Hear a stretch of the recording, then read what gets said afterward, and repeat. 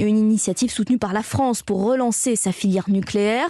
Un label vert qui sème aussi la zizanie à Bruxelles. Les explications de notre correspondante Agathe Cherki. Ce n'est pas acceptable.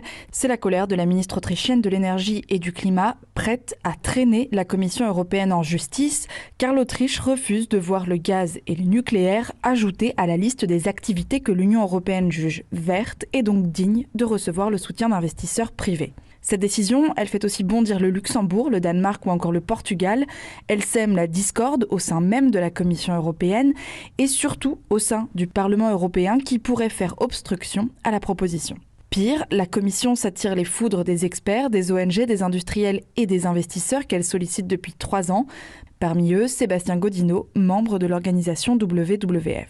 On a in fine une proposition qui n'est pas alignée avec la science, qui fait pire que le marché actuel et qui est à la traîne derrière plusieurs autres taxonomies développées dans d'autres régions. Pourquoi on en est arrivé là ? On en est arrivé là principalement à cause de la France. La France maintient que le nucléaire est nécessaire, le temps de passer au renouvelable.